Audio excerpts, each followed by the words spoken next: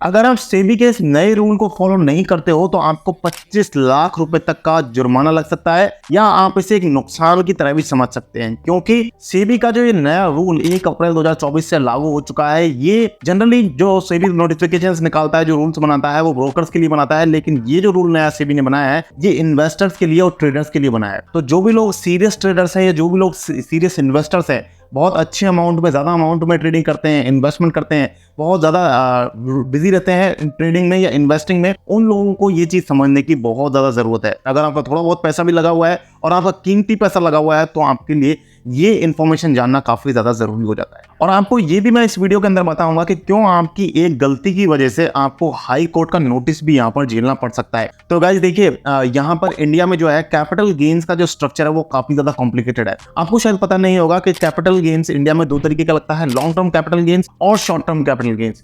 यहाँ पर जनरली जो शॉर्ट टर्म कैपिटल गेन्स है वो यहाँ पर लॉन्ग टर्म कैपिटल गेन से ज्यादा होता है। अब हर तरीके का कैपिटल गेन को लॉन्ग टर्म कैपिटल गेन बनने के लिए एक ड्यूरेशन होती है, वो ड्यूरेशन भी यहाँ पर हर एसेट के लिए अलग अलग है। जैसे अगर आप प्रॉपर्टी की बात करें तो प्रॉपर्टी में, कमर्शियल प्रॉपर्टी और रेजिडेंशियल प्रॉपर्टी में कैपिटल गेन्स का लॉन्ग टर्म बनने के लिए जो ड्यूरेशन होती है वो अलग अलग होती है। इसी तरीके से रेट्स भी यहाँ पर अलग अलग होती है। अगर हम म्यूचुअल फंड्स की बात करें तो डेट म्यूचुअल फंड्स में और इक्विटी म्यूचुअल फंड्स में लॉन्ग टर्म कैपिटल गेन्स के लिए जो ड्यूरेशन है, होल्डिंग ड्यूरेशन, वो डिफरेंट होती है। इसी तरीके से स्टॉक्स की बात करें तो आप इक्विटी स्टॉक्स की या प्रेफरेंस शेयर्स की, तो इन दोनों में भी डिफरेंस है। यहाँ पर भी जो ड्यूरेशन है और जो यहाँ पर रेट है कैपिटल गेन्स की वो अलग अलग होती है। चाहे आप एसटीसीजी की बात करें, चाहे आप एलटीसीजी यानी कि लॉन्ग टर्म की बात करें, चाहे शॉर्ट टर्म कैपिटल गेन्स की बात करें। अब यहाँ पर जो मेरे एक इंस्टाग्राम पर मेरे एक फ्रेंड है जो मुझे फॉलो करते थे, उन्होंने वो यहाँ पर मुझे मैसेज किया था और उनके साथ ही एक्चुअली कांड हुआ है। तो उनको ये चीज पता ही नहीं थी कि कैपिटल गेन्स जो है यहाँ पर सेल ऑफ शेयर्स पर या सेल ऑफ एसेट्स पर आपको पे करना पड़ता है, और ये यहाँ पर टीडीएस की फॉर्म में नहीं करता, यानी कि सोर्स पर इसका डिडक्शन नहीं होता है। तो ये इन्फॉर्मेशन उन्हें पता नहीं थी, जिसकी वजह से उन्हें भारी नुकसान यहाँ पर झेलना पड़ गया। तो आपके डीमैट अकाउंट में आपको ये प्रॉब्लम ना आए, आपको ये फाइन ना देना पड़े, हाई कोर्ट के नोटिस से आप बच सको, इसके लिए आपको यहाँ पर कैपिटल गेन्स टैक्स का एलटीसीजी फॉर्म और एसटीसीजी फॉर्म के टैक्सेस को स्पेशली शेयर्स और म्यूचुअल फंड्स के लिए यहाँ पर समझने की जरूरत है। देखिए, यहाँ पर अगर आप लिस्टेड इक्विटी शेयर्स खरीदते हैं और अगर आप उन्हें 1 साल से कम की ड्यूरेशन के लिए यहाँ पर होल्ड करते हैं तो आपको लगेगा STCG, short term capital gains tax. अब यहाँ पर दो तरीके से लगता है। अगर आपने एसटीटी पे किया है, सिक्योरिटीज ट्रांजैक्शन टैक्स पे किया है, तो वहां पर ये 15% लगता है, और अगर आपने एसटीटी पे नहीं किया है तो यहाँ पर जो आपकी नॉर्मल स्लैब्स रेट्स होती हैं उसके हिसाब से लगता है। अगर आपका 20% स्लैब रेट्स में अगर आप आते हैं तो 20 लगेगा, अगर आप 30% की स्लैब रेट में आते हैं तो 30 लगेगा। तो एसटीटी पे करना जरूरी है यहाँ पर। अब ये एसटीटी आप कैसे पे करेंगे? एक्चुअली जब आप म्यूचुअल फंड खरीदते हैं तो generally most of the cases में आप एसटीटी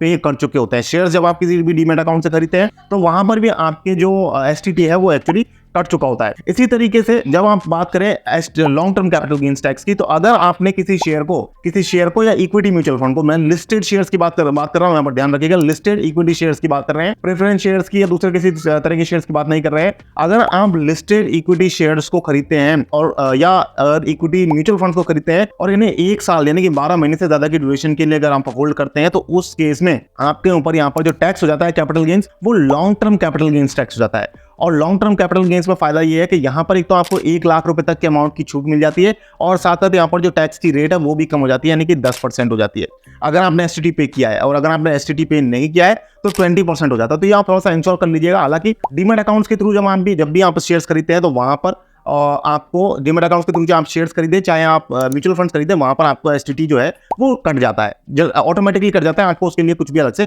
करने की जरूरत नहीं होती है। यहाँ पर एक चीज आपको समझने वाली है कि 1 लाख तक की छूट जो है वो किस तरीके से मिलती है। इसको एक एग्जांपल से समझ लेते हैं। मान लीजिए अगर आपने 1 लाख रुपए के शेयर्स खरीदे, 1 लाख रुपए के कोई भी इक्विटी शेयर्स खरीदे और आपको उस पर 1.5 लाख रुपए का प्रॉफिट हुआ, तो 1 लाख रुपए तो चूंकि आपकी कैपिटल है उस पर तो आपको कोई टैक्स वगैरह नहीं देना, कोई टेंशन नहीं है।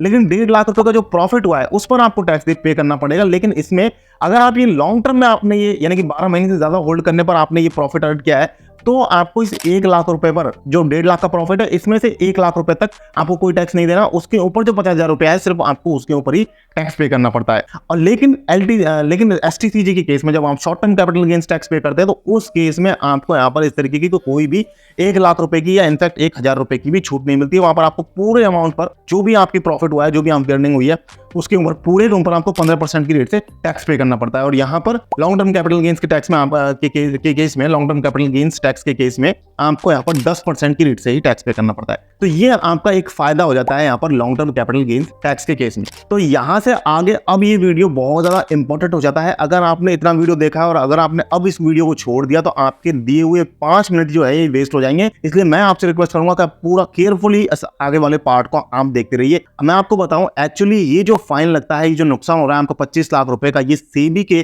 किसी रूल की वजह से है ही नहीं।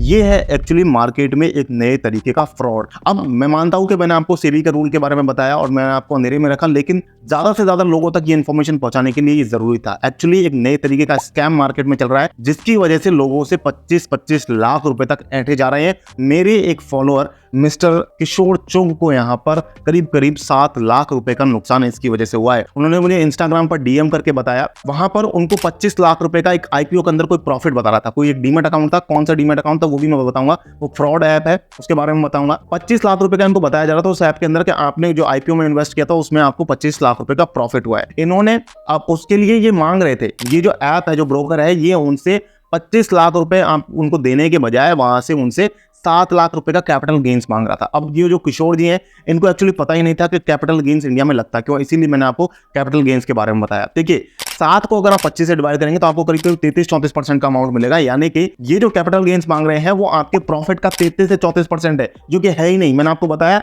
लॉन्ग टर्म कैपिटल गेन्स के टैक्स में 10% लगेगा, शॉर्ट टर्म के गेन के केस में आपको 15% लगेगा, और आईपीओ में जनरली उन्होंने शॉर्ट टर्म में ही बुक किया होगा तो 15% का लगता है। तो अब ये 15% की जगह उसने पहली बात तो 33-34% का कैपिटल गेन्स टैक्स मांगा, तो यहीं पर उनको समझ जाना चाहिए था, यहीं पर उनको अवेयर हो जाना चाहिए था। लेकिन उन्होंने गलती करी, उन्होंने 7 लाख रुपए उस 25 लाख रुपए के प्रॉफिट को देखते हुए पे कर दिए। दूसरी चीज यहां पर ये इंपॉर्टेंट है, कई सारे लोगों को पता नहीं होता कि जो कैपिटल गेन्स टैक्स है यह आपका टीडीएस की तरह नहीं कटता है। यानी कि डीमेट अकाउंट से जब आप प्रॉफिट बुक करते हैं तो उसी टाइम ये पैसा कटता नहीं है, ये आपको टैक्स अलग से पे करना पड़ता है, भरना पड़ता है आपको। तो टीडीएस की तरह, यानी कि आपका ब्रोकर आपको ये कैपिटल गेन्स को काट करके आपका प्रॉफिट नहीं देता है, ये आपको प्रॉफिट पूरा देते हैं, उसके बाद आपको टैक्स कटवाना पड़ता है। तीसरी चीज यहाँ पर ये है कि रिटेल अकाउंट से आप सिर्फ 2 लाख रुपए के ही इन्वेस्टमेंट एक आईपीओ के अंदर कर सकते हो। इनसे मिस्टर किशोर जी से, किशोर चुंग से यहाँ पर ज्यादा अमाउंट में इन्वेस्टमेंट करवाई गई थी। उसके लिए कॉर्पोरेट अकाउंट भी इनका बनवाया गया। कॉर्पोरेट अकाउंट बनाना कोई सिंपल प्रोसीजर नहीं है, लेकिन इस फ्रॉड डीमेट अकाउंट ने, फ्रॉड ऐप ने इनका एक कॉर्पोरेट अकाउंट भी बनाया और उस कॉर्पोरेट अकाउंट को बना करके इनके ज्यादा अमाउंट पे इन्वेस्टमेंट कराई। यहाँ पर इनको 25 लाख रुपए का झूठा प्रॉफिट दिखा करके इनसे 7 लाख रुपए ले लिए। और अभी तो स्टोरी बाकी है, अभी तो और इसमें किस तरीके का फ्रॉड हो रहा है वो आप सुनिए। तो किशोर चुंग ने यहाँ पर 7 लाख रुपए तो दे दिए, उन्होंने कैपिटल गेन समझ करके पैसा दे दिया ताकि उनको 25 लाख रुपए मिल जाए। इसके बाद उनसे डिमांड की जाती है 5 लाख रुपए की कि आपको इस प्रॉफिट पर 5 लाख रुपए जीएसटी पे करना पड़ रहा है। तो यहाँ पर प्रॉब्लम ये आती है कि ये इनको पहले क्यों नहीं बताया गया कि 5 लाख जीएसटी भी पे करना पड़ेगा,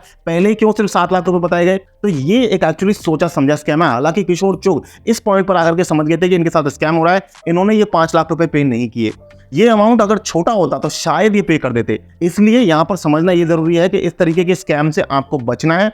और आपको ये अगर ये 5 लाख रुपए पे कर भी देते तो उसके बाद क्या होता, उसके बाद 3-4 लाख रुपए इनसे और मांगे जाते। हो सकता है ब्रोकरेज चार्जेस के रूप में वो पैसा इनसे मांगा जाता, और जब ये वो 3-4 लाख रुपए ब्रोकरेज फीस समझकर पे कर देते तो उसके बाद इन्हें ब्लॉक कर दिया जाता। ऐसा कई बार कई लोगों के साथ हुआ है। इंस्टाग्राम पर मुझे पहले भी इस बारे में मैसेज आए हैं, और जैसे ही मुझे इस चीज़ के बारे में पता चला, मैंने सबसे पहले अपने टेलीग्राम चैनल पर मेरी जो कम्युनिटी है उनको मैंने इन्फॉर्म किया। अगर आप मेरे साथ टेलीग्राम चैनल पर जुड़ना चाहते हैं तो मेरे डिस्क्रिप्शन में आपको मेरे टेलीग्राम चैनल का लिंक मिल जाएगा, वहाँ पर जाकर के आप मुझे ज्वाइन कर सकते हैं।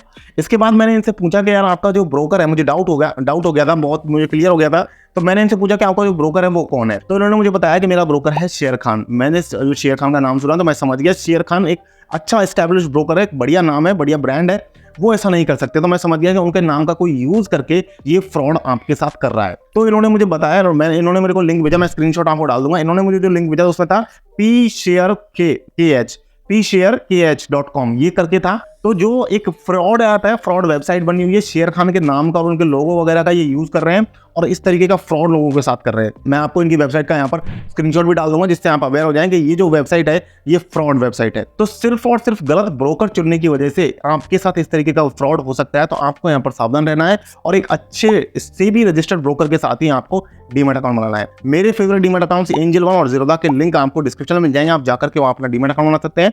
अगर आप ट्रेडिंग करते हैं तो आप स्टॉक्स का लिंक भी मैं आपको डिस्क्रिप्शन में डाल दूंगा, आप स्टॉक्स में भी आप अपना डीमैट अकाउंट क्रिएट कर सकते हैं। और किशोर भाई जैसे जो दूसरे लोग हैं जो शेयर मार्केट के बारे में कम समझते हैं, उनसे मैं हाथ जोड़ करके रिक्वेस्ट करूंगा कि अगर आप ट्रेडिंग इन्वेस्टिंग कुछ भी करना चाहते हैं, आप नीचे डिस्क्रिप्शन में एंजल वन का लिंक मिल रहा है, जाकर के क्लिक करें, डीमैट अकाउंट अभी बना ले बिना सोचे समझे, बिल्कुल सेफ एंड सिक्योर है। मेरा खुद का डीमैट अकाउंट बना हुआ है, ताकि आप कोई गलत ब्रोकर के झांसे में ना आ जाए, कोई गलत जगह दूसरी जगह डीमैट अकाउंट ना बना ले। एक आपने डीमैट अकाउंट बना लिया एंजल वन का, उससे ही ट्रेडिंग इन्वेस्टमेंट आप कर सकते हैं, आपको कोई दिक्कत कोई प्रॉब्लम नहीं आएगी। आज की वीडियो में इतना ही। अगर आपको वीडियो पसंद आया तो लाइक जरूर करें और शेयर करें अपने दोस्तों के साथ में। इसी तरीके की डीमैट अकाउंट से रिलेटेड इन्फॉर्मेशन जानने के लिए चैनल को सब्सक्राइब करें और ऑल नोटिफिकेशंस को ऑन करें, ताकि आपको आने वाली सारी वीडियोस की नोटिफिकेशन सबसे पहले मिल सके। आज की वीडियो में इतना ही गाइस, मिलते हैं फिर से नई वीडियो में, तब तक के लिए मुझे दीजिए इजाजत। जय हिंद, जय भारत।